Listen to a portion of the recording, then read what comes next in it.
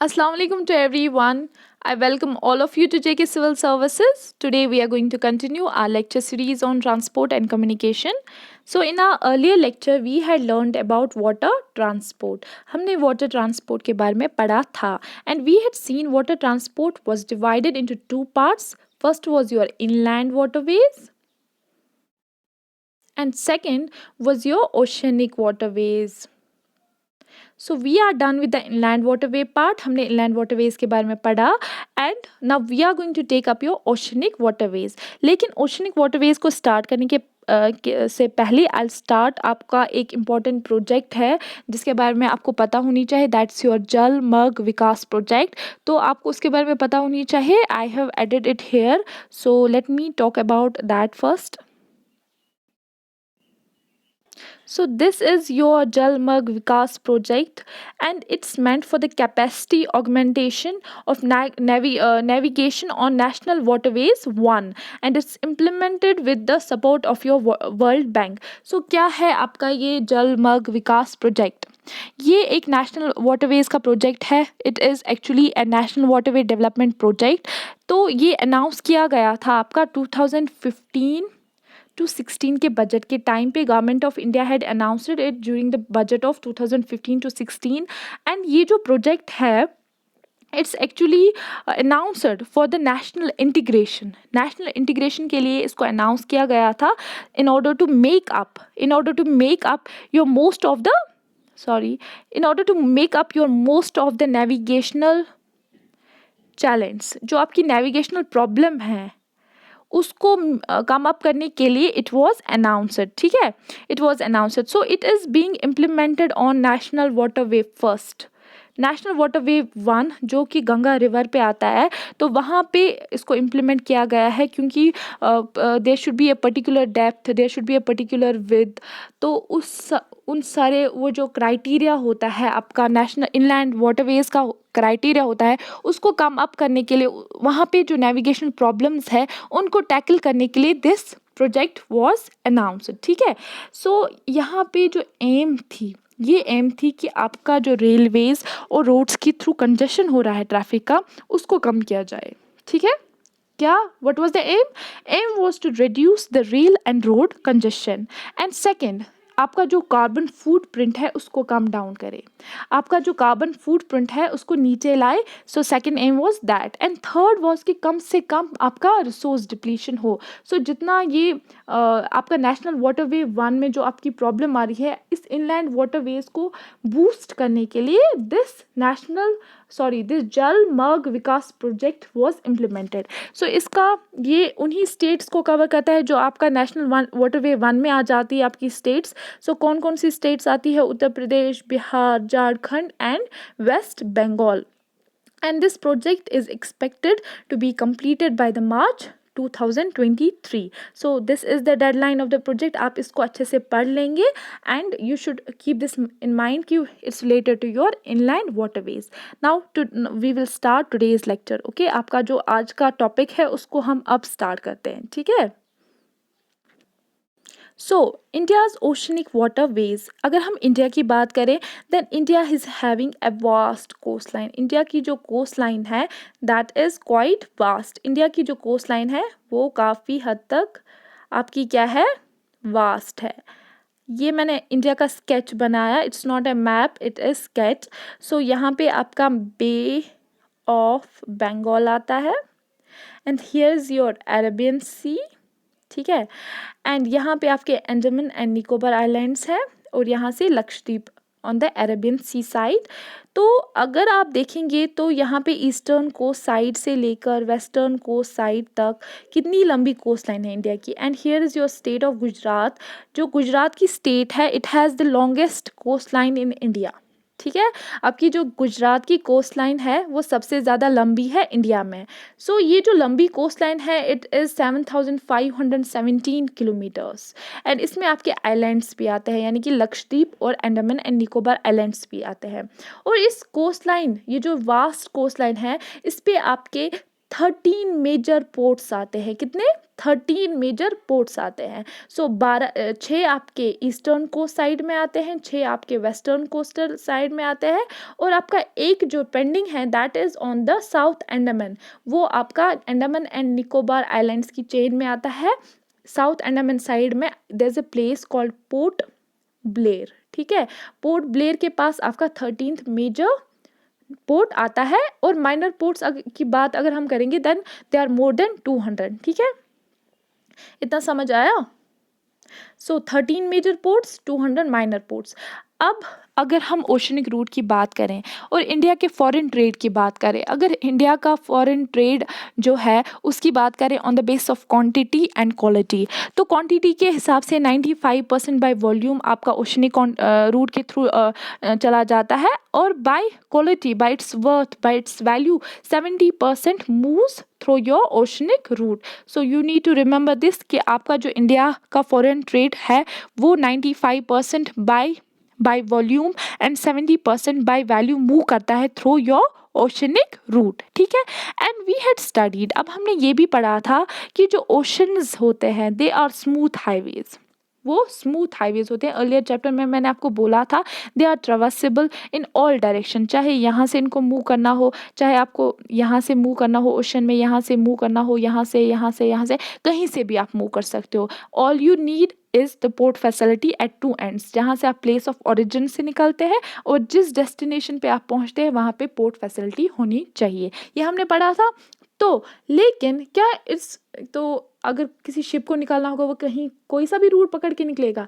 नहीं, हम हमेशा ये कहते हैं कि जो सबसे शॉर्टेस्ट पॉसिबल रूट होगा जिससे हमें कोई फ़ायदा आएगा, ठीक है, हमारा टाइम बच जाएगा, हमारी एनर्जी कॉस्ट कम होगी, हम उसी रूट को लेते हैं, हम उसी रूट को लेते हैं। So there are particular routes, specific sea routes है कुछ जिनके थ्रू हमारा फॉरेन ट्रेड ऑपरेट होता है। So for example we have your Mediterranean Indian ocean sea route, हमारा केप ऑफ गुड होप है क्वाइट फेमस, एंड हमारा फाइनली सूज कैनाल है। तो सूज कैनाल हमारा इम्पॉर्टेंट बनता है एग्ज़ाम के पॉइंट ऑफ व्यू से, क्योंकि ये न्यूज़ में रहा है, तो इसका ब्लॉकेड हुआ था जिसकी वजह से काफ़ी प्रॉब्लम्स हुई। So you should understand where this Suez canal is and ये किन वाटर बॉडीज़ को कनेक्ट करता है। ठीक है, I will show this on map. So this is your, ये आपका सूज कैनाल है, ये आपका रेड सी है। यहाँ से ये जो आपको ये वाटर बॉडी दिख रही है दिस इज़, ये देखिए आप सूज कैनाल का रूट यहाँ से यहाँ से यहाँ से यहाँ करके दूसरी वाटर बॉडी में चला जाता है। So this is your Arabian peninsula, यहाँ से आपका अफ्रीका है। सो यहाँ से ये जो रूट आप देख रहे हैं रेड सी को लेकर यहाँ से कनेक्ट, यहाँ से चला जाता है। So this is your Suez canal. Okay, I will zoom out for you.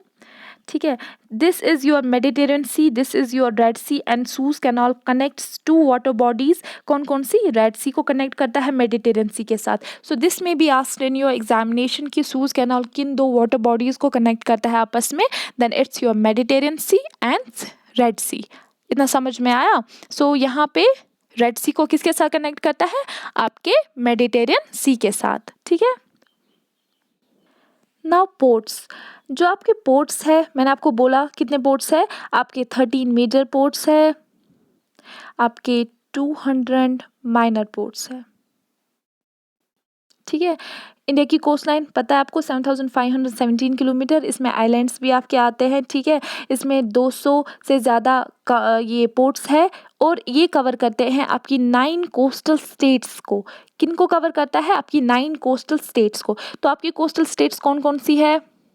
आपका केरला है, कर्नाटका है, महाराष्ट्र है, गोवा है, गुजरात है, वेस्ट बंगाल है, ओडिशा है, आंध्र प्रदेश है और तमिलनाडु है। ठीक है, सो आई शो यू, मैं आपको दिखाऊंगी कि कौन सा पोर्ट कहाँ पे है, मैप पे अच्छे से आपको दिखाऊंगी। ठीक है, फिलहाल आपको ये अंडरस्टैंड करने की ज़रूरत है कि मैंने आपको बोला ports are of 2 types, major और माइनर। मेजर पोर्ट्स है, माइनर पोर्ट्स है, लेकिन हमें ये पता होनी चाहिए कि जो वाटर ट्रांसपोर्ट है, जो आपके वाटर है, that is actually controlled and administered by both. Centre भी इसको एडमिनिस्टर और कंट्रोल करता है, और आपका स्टेट भी, that means it comes in concurrent list. I hope आपको इतना पता होगी, state list, centre list, centre कुछ चीज़ों को कंट्रोल करता है, स्टेट कुछ चीज़ों को कंट्रोल करता है, और जो आपस में मिलके स्टेट और सेंटर कंट्रोल करता है जिन चीज़ों को, उनको कंकरेंट लिस्ट बोला जाता है। और आपका जो वाटर है that comes in your concurrent list. तो वो मैरीन ट्रांसपोर्ट जो है इंडिया में, that's being controlled and administered by the state and the central governments. और शिपिंग मिनिस्ट्री है, जो शिपिंग मिनिस्ट्री है that manage the major ports and intermediate ports. ठीक है, अब आपके मेजर पोर्ट्स है, माइनर पोर्ट्स है। मेजर और इंटरमीडिएट पोर्ट्स को आपका शिपिंग मिनिस्ट्री कंट्रोल करता है, एडमिनिस्ट्रेट करता है शिपिंग मिनिस्ट्री।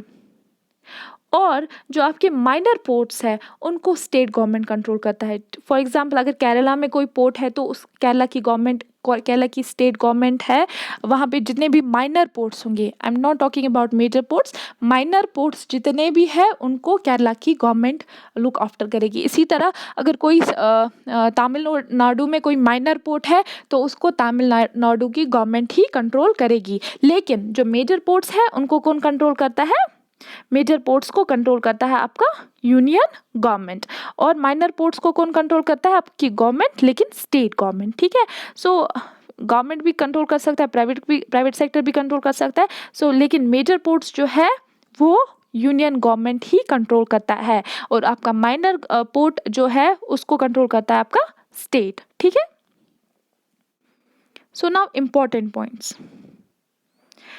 अगर इंडिया की पोर्ट्स की बात करें, इतना समझ आया, water comes in your concurrent list. आपका सेंट्रल भी लुक आफ्टर करता है, कंट्रोल और एडमिनिस्टर करता है, और आपका स्टेट भी कंट्रोल और एडमिनिस्टर करता है। लेकिन it's regulated under Indian ports act, that ये ब्रिटिशर्स के टाइम पे फ्रेम हुआ था आपका इंडियन पोर्ट्स एक्ट इन 1908, और अभी भी ये इन ऑपरेशन है। So I told you, shipping ministry major और इंटरमीडिएट पोर्ट्स को लुक आफ्टर करता है, और स्टेट गवर्नमेंट आपके माइनर पोर्ट्स को क्या करता है? Look after. ठीक है, अगर 12 मेजर पोर्ट्स की बात करें तो इनकी कंबाइंड कैपेसिटी है 1065 मिलियन मीट्रिक टन्स, और अगर माइनर पोर्ट्स की बात करें देन इनकी कंबाइंड कैपेसिटी है 700 मिलियन मेट्रिक टन्स। सो 12 मेजर पोर्ट्स जो हमने देखे, मैनलैंड की बात कर रही हूँ, 13th जो है वो आपका पोर्ट ब्लेयर है in Andaman islands, Andaman and Nicobar islands में। आपका साउथ अंडमान में there is a place called port Blair, तो वहाँ पे आपका 13th पोर्ट है। सो जो 12 मेजर पोर्ट्स है, 6 on the eastern coast side and western coast side में बाकी 6, तो इनकी जो कंबाइंड कैपेसिटी है फॉरेन ट्रेड को ऑपरेट करने की, that is 1065 million metric tons, और माइनर पोर्ट्स की कितनी कैपेसिटी है? 700 million metric tons. Okay, Now we are going to study about the major ports. मैंने आपको बोला 12 major ports, minor ports कितने हैं? 200, and 13th major port is in Andaman and Nicobar Island. अब हम पढ़ेंगे किन के बारे में, जो आपके 6 ईस्टर्न कोस्ट साइड में है और 6 वेस्टर्न कोस्ट साइड में है। ठीक है, will start from your Kerala. ये आपकी केरला की स्टेट है। यहाँ पे जो पोर्ट है दैट इज इस पॉइंट पे, दैट्स योर कोचिन पोर्ट। क्या है? कोचिन पोर्ट। तो यहाँ पे, और ये तो मेजर पोर्ट की बात हो गई। आपकी माइनर पोर्ट्स भी है, कोलम पोर्ट है, कोतायम पोर्ट है, और बहुत सारे इंटरनेशनल सी पोर्ट्स है, लेकिन वो माइनर पोर्ट्स है। हम किसके बारे में पढ़ रहे हैं? मेजर पोर्ट्स के बारे में, और एग्जाम में मेजर पोर्ट्स के बारे में ही पूछा जाता है। सो केरला का जो पोर्ट है कोचिन पोर्ट, इसकी इंपॉर्टेंट फीचर है that it is a natural harbour, यानी इट्स नॉट मैन मेड, ये हमने नहीं बनाया है, it is natural, it's a natural port. Okay, and second, ये किस किस चीज़ को हैंडल करता है? हम यूजुअली एक्सपोर्ट किन चीज़ों को करते हैं और इम्पोर्ट किन चीज़ों को करते हैं, वो हम इसमें पढ़ते हैं। अब एक्सपोर्ट किन चीज़ों में को हम करेंगे? ओब्वियसली जो हमारे सरप्लस प्रोडक्ट्स होंगे उनको हम क्या करेंगे? एक्सपोर्ट कर देंगे, और जो हमारे जिनमें हम डेफिसिट होंगे उनको हम क्या करेंगे? इंपोर्ट। तो अगर हम यहाँ पे वेस्टर्न घाट्स का रीजन आता है, यहाँ पे अगर हम देखें, this region is abundant in your tea, coffee, और आपके स्पाइसेस काफ़ी मिलते हैं यहाँ पे। ठीक है, तो इन 3 प्रोडक्ट्स को हम यूजुअली क्या करते हैं? एक्सपोर्ट करते हैं through your Cochin port, spices, T, coffee. ठीक है, अब इंपोर्ट किन प्रोडक्ट्स को करते हैं? इंपोर्ट हम करते हैं आपके पेट्रोलियम को, आपके ऑयल को, आपके फर्टिलाइजर्स को। ठीक है, इनको हम क्या करते हैं, import. Now moving to next is your Karnataka port, is your Karnataka state, उसमें न्यू मैंगलुरु पोर्ट आता है यहाँ पे, बिल्कुल यहाँ पे, ठीक है। कर्नाटका में न्यू मैंगलोर पोर्ट है जो कि हैंडल करता है आपका यहाँ पे इस रीजन में आयरन ओर इज़ अपेंडेंट, ठीक है। इसको हम एक्सपोर्ट करते हैं, there is a place called Kudremukh जहाँ से हम आयरन ओर को लाते हैं और इस पोर्ट के थ्रू एक्सपोर्ट कर देते हैं। और इंपोर्ट अगेन हम किन का करते हैं, आपके पेट्रोलियम का करते हैं, आपके फर्टिलाइजर्स का करते हैं और आपके ऑयल्स का करते हैं, एडिबल ऑयल्स का करते हैं, ठीक है। इनका हम इंपोर्ट करते हैं और एक्सपोर्ट हम किसका करते हैं, आयरन ओर का करते हैं, ठीक है। Moving next, next is your Mormugao port, ठीक है। मुरमागो पोर्ट, कुछ लोग प्रोनाउंस करते हैं मुरमुगावा एंड सम से मुरमागो, सो जो भी आप प्रोनाउंस करते हैं, ठीक है। तो ये जो पोर्ट है that is in the state of Goa. तो यहाँ पे भी आपका iron ore is in abundance और इस पोर्ट के थ्रू हम आयरन ओर को क्या करते हैं, एक्सपोर्ट कर देते हैं। और it has fifth position in terms of total traffic handler, जो आपका मुरमागो पोर्ट है that occupies fifth position in terms of your total traffic handler, okay. Now next is your Maharashtra state. अब महाराष्ट्र स्टेट है, महाराष्ट्र स्टेट में आपके दो मेजर पोर्ट्स हैं, क्या है, दो मेजर पोर्ट्स, एक है आपका जवाहरलाल नेहरू पोर्ट और दूसरा है आपका मुंबई पोर्ट, यहाँ पे और यहाँ पे, ठीक है। अब जवाहरलाल नेहरू पोर्ट को स्टार्ट करने से पहले will take up your Mumbai port. Mumbai port is again your national harbour like your Cochin port, ठीक है।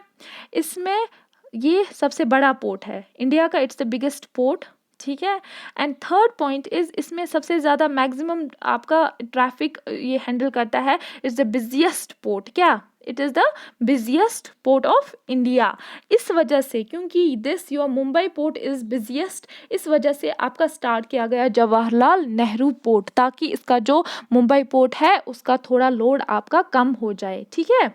तो मुंबई पोर्ट बिजिएस्ट पोर्ट है और इसका लोड कम करने के लिए वो started your Jawaharlal Nehru port. और जो ये जवाहरलाल नेहरू पोर्ट है, इसकी ये इम्पोर्टेंट कैरेक्टरिस्टिक है कि इसको हम क्या कहते थे, दूसरे एक नाम से बुलाते थे, नवा शिवा। नवा शिवा क्यों कहते थे, क्योंकि इसमें सभी मॉडर्न फैसिलिटीज़ रखी गई, क्योंकि ये मुंबई पोर्ट को डीकंजस्ट करने के लिए बनाया गया, स्टार्ट किया गया, sorry it was started because it was started to decongest your Mumbai port. So सभी जो न्यू फैसिलिटीज़ है, सभी मॉडर्न फैसिलिटीज़ है, उसको यहाँ पे स्टार्ट किया गया, उसी की वजह से इसको बोलते थे नवा शिवा, क्योंकि it was equipped with modern facilities, सभी मैकेनाइज्ड कंटेनर्स इसमें थे, कंटेनर बर्थ्स थे, ठीक है। So it was called your Nhava Sheva, okay. Now next is your, इतना आया समझ, मुंबई पोर्ट में क्या आया समझ, मुंबई पोर्ट में मैंने क्या बोला कि Mumbai port is your having national harbour, it's biggest port of India और इसमें मैक्सिमम ट्रैफिक होता है, ये मैक्सिमम ट्रैफिक को हैंडल करता है in order to handle your mineral oil import and आपका जो ड्राई कार्गो है उसको हैंडल करता है, ठीक है। So this was your Maharashtra state. Now next is your Gujarat. Gujarat में जो आपका पोर्ट है that is your Kandla port, क्या है, कांडला पोर्ट। सो कांडला पोर्ट की क्या इंपॉर्टेंट कैरेक्टरिस्टिक है, ये एक टाइडल पोर्ट है, टाइड्स का इस्तेमाल करते हैं हम ट्रेड को करने के लिए, ठीक है। और इसको ट्रेड फ्री जोन करार दिया गया है, ये ईस्टर्न एंड है, ईस्टर्न एंड में है किसके, यहाँ पे एक जगह है that's called run of Kutch, ठीक है। और ये किसको हैंडल करता है, it handles crude oil, petroleum again, आपका एडिबल ऑयल, आपके फूड ग्रेन्स, आपका सॉल्ट हो गया, कॉटन हो गया, ठीक है। तो बहुत सारी चीज़ों को हैंडल करता है, ठीक है। इसमें सबसे इंपॉर्टेंट बात है कि ये टाइडल पोर्ट है, it is a tidal port और इसको फ्री ट्रेड जोन घोषित कर दिया गया है, ठीक है। नाउ नेक्स्ट इज़ योर, आपके हो गए ये वेस्टर्न पोर्ट्स, केरला कर दिया हमने, कर्नाटका का हो गया स्टेट, गोवा, महाराष्ट्र एंड गुजरात। इसमें हमने देखा कि महाराष्ट्र में दो पोर्ट्स हैं major, Jawaharlal Nehru and Mumbai port. Now coming to the eastern side, eastern side में आपकी स्टेट है तमिलनाडु, इसमें आपका आता है चेन्नई पोर्ट, इसमें और 2 पोर्ट्स का जिक्र भी है लेकिन दीज आर माइनर पोर्ट्स, तो आपको पढ़ने हैं Chennai port, that is a major port. तो चेन्नई में जो आपका पोर्ट है, सॉरी जो तमिलनाडु में आपका पोर्ट है that's called Chennai port, this is the second largest port of India, second largest port in terms of what, in terms of the volume of traffic handled, और ये सबसे ज़्यादा पुराना पोर्ट है in terms of, सबसे पुराना port क्यों है, क्योंकि ये एक आर्टिफिशियल, सबसे पुराना आर्टिफिशियल पोर्ट है, ठीक है, आर्टिफिशियल। यहाँ पे हमने पढ़ा था Kerala Cochin port natural, Mumbai port natural, लेकिन जो ये ईस्टर्न कोस्ट का पोर्ट आप देख रहे हो Chennai port, that is not natural port, ये क्या है आपका, ये आपका आर्टिफिशियल पोर्ट है, क्या है, artificial port. So Chennai port is your oldest artificial harbor on the east coast of India, on the east coast of India, ठीक है। और again what does it handle, it handles your petroleum, it handles your crude oil, again fertilizers, iron ore, dry cargo, ठीक है। तो चीज़ें almost similar है, ज़्यादा difference नहीं है इनमें। So next is your state of Andhra Pradesh, state of Andhra Pradesh में आपका आता है विशाखापट्टनम पोर्ट, और ये सबसे इसकी जो इम्पोर्टेंट फीचर है that it is the deepest land locked port, ठीक है, ये सबसे ज़्यादा डीपेस्ट लैंड लॉक्ड पोर्ट है इंडिया का, and it handles again crude oil and your petroleum products. Next is your state of Odisha, Odisha में आपका आता है पैरादीप पोर्ट, क्या आता है स्टेट ऑफ ओडिशा में, पैरादीप पोर्ट, ये भी एक आर्टिफिशियल डीप वाटर पोर्ट है, क्या है, artificial deep water port, and it handles iron ore and coal, ठीक है। आपको ये याद रखना है कौन सा पोर्ट नेचुरल है, कौन सा पोर्ट किस स्टेट में है, कौन सा पोर्ट आर्टिफिशियल है, कौन सा बिगेस्ट है, कौन सा लार्जेस्ट है और कौन सा बिजिएस्ट है, ये सारी चीज़ें आपको इसमें याद रखनी है, ठीक है। तो हो गया आपका क्या, Visakhapatnam port that is the India's deepest landlocked port handling crude oil and your petroleum products. Now next is your, next है आपका वेस्ट बंगाल स्टेट है आपकी, यहाँ पे वेस्ट बंगाल स्टेट में अगेन लाइक महाराष्ट्र में आपके 2 पोर्ट्स थे, जवाहरलाल नेहरू पोर्ट और मुंबई पोर्ट, इसी तरह आपके वेस्ट बंगाल में 2 पोर्ट्स है, एक तो आपका कोलकाता पोर्ट हो गया और दूसरा आपका हल्दिया पोर्ट है, ठीक है, हल्दिया पोर्ट है। तो जो हल्दिया पोर्ट है इसको भी जिस तरह से हमने जवाहरलाल नेहरू पोर्ट को बनाया था in order to decongest, in order to relieve Mumbai port, इसी तरह हमने हल्दिया पोर्ट को बनाया in order to relieve Calcutta port, ठीक है। कलकत्ता पोर्ट बहुत ज़्यादा कंजस्टेड था, इसको कंजेशन को कम करने के लिए हमने स्टार्ट कर दिया आपका हल्दिया पोर्ट। तो यहाँ पे एक साइट है, it's actually the site of an oil refinery, ठीक है। उसके बाद आता है आपका वेस्ट बंगाल में कौन सा, कलकत्ता पोर्ट। तो इसमें एक इम्पॉर्टेंट फीचर है that it's a riverine port, यानी कि ये ऐसा पोर्ट है जो कि एक रिवर पे है, किस पे है, रिवर पे, और यहाँ से कौन सी नदी है, योर हुगली, ठीक है। तो ये जो पोर्ट है it also handles diversified commodities, ठीक है। हो गए आपके कितने पोर्ट्स, 12 पोर्ट्स हो गए, और ये आपके मेजर पोर्ट्स है, and this is important from your examination point of view, ये बहुत इंपॉर्टेंट है किसके हिसाब से, आपके एग्जामिनेशन पॉइंट ऑफ व्यू से, this is very important. So next is, मैंने यहाँ पे आपको डिटेल्ड बोला है, कांडला पोर्ट हमने पढ़ा, गुजरात में है, this is your tidal port, handles crude oil, petroleum product, salt, cotton, ये लार्जेस्ट पोर्ट है by volume of cargo handled, ठीक है। ये मैंने आपको ऑलरेडी समझाया है, दैट्स वाई मैं फास्ट चल रही हूँ। दूसरा आपका मुंबई पोर्ट महाराष्ट्र स्टेट में है, नेशनल हार्बर है, बिगेस्ट पोर्ट है इंडिया का, बिजेस्ट पोर्ट है, और ये मैक्सिमम ट्रैफिक को हैंडल करता है, मिनरल ऑयल को, ड्राई कार्गो को। उसके बाद इसको रिलीव करने के लिए कौन सा पोर्ट हमने स्टार्ट कर दिया, Jawaharlal Nehru port, it's again in Mumbai. So ये इसको नवा शिवा भी कहते थे, एंड इसमें हमारी मॉडर्न फैसिलिटीज़ तमाम हैं, and it handles your dry cargo. And उसके बाद Mormugao in Goa, leading iron ore exporting port, and इसका 5th पोजीशन है टोटल ट्रैफिक में, ठीक है। And then is your new Mangalore port, ये कहाँ पे है, कर्नाटका स्टेट में, एंड ये किसको एक्सपोर्ट करता है, आपके आयरन ओर को एक्सपोर्ट करता है, इंपोर्ट करता है पेट्रोलियम प्रोडक्ट्स को, फर्टिलाइजर्स को। एंड उसके बाद कोचिन का port, Kerala natural harbour, tea coffee spices को एक्सपोर्ट करता है, इंपोर्ट पेट्रोलियम और ऑयल और फर्टिलाइजर्स को करता है। उसके बाद टूटीकोरिन तमिलनाडु में आता है, आपका कोल, साल्ट और ऑयल को हैंडल करता है।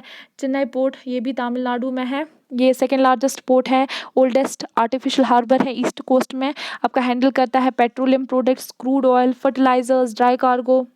एंड उसके बाद विशाखापट्टनम पढ़ा हमने, डीपेस्ट लैंडलॉक्ड पोर्ट है, ये क्रूड ऑयल को हैंडल करता है, पेट्रोलियम को हैंडल करता है। उसके बाद आता है आपका पैराडीप पोर्ट जो कि ओडिशा में है, आयरन ओर को हैंडल करता है, कोल को हैंडल करता है। Okay, next is your Haldia, West Bengal में है। इसको हमने क्यों स्टार्ट किया था? In order to relieve Kolkata port. And फिर कोलकाता पोर्ट जो कि इससे पहले था, ये भी इसकी एक स्पेशलिटी है that it is a riverine port and ये बहुत डाइवर्सिफाइड कमोडिटीज़ को हैंडल करता है। सो मैंने इसको बहुत फास्ट बोला है आपको क्योंकि मैंने आपको ऑलरेडी ये मैप के थ्रू समझा दिया है। होप आपको ये लेक्चर समझ आएगा and you will like this lecture. So it was all about today. अल्लाह हाफिज़।